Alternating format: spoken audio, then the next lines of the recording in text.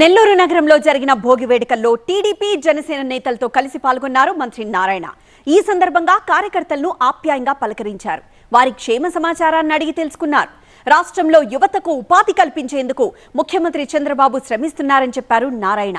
జగన్ హయాంలో చేసిన లక్షల కోట్ల రూపాయల అప్పులు తీర్చడంతో పాటు ఎన్నికల హామీలను నెరవేరుస్తున్నామని తెలిపారు. ఈరోజు కాంట్రాక్టులు కావచ్చు, మిగతా వాళ్ళకి కావచ్చు, ఇవ్వాల్సిన మొత్తం ఎంత ఉందంటే 1,00,000 కోట్లు ఉంది. 1,00,000 కోట్లు లేదే గతంలో చేసిన కాంట్రాక్టుల డబ్బులు లేదు ప్రభుత్వం. 10 లక్షల కోట్లని గత గవర్నమెంట్లో జగన్మోహన్ రెడ్డి గారు అప్పు చేసిపోయారు. దాన్ని తీర్చాలా, దానికి వడ్డీ కట్టాలా, మళ్ళీ రాష్ట్రంలో డెవలప్మెంట్ చేయాలా. రాష్ట్రంలో డెవలప్మెంట్ చేయకుంటే యువత భవిష్యత్తు లేదు. యువతకు ఉద్యోగాలు రావాలంటే డెవలప్మెంట్ రావాలా, డెవలప్మెంట్ రావాలంటే ఇండస్ట్రీస్ రావాలా. ఇండస్ట్రీస్ రాందే డెవలప్మెంట్ ఉండదు. ఇండస్ట్రీస్ రాందే ఏ దేశంలో డెవలప్ ఉండదు.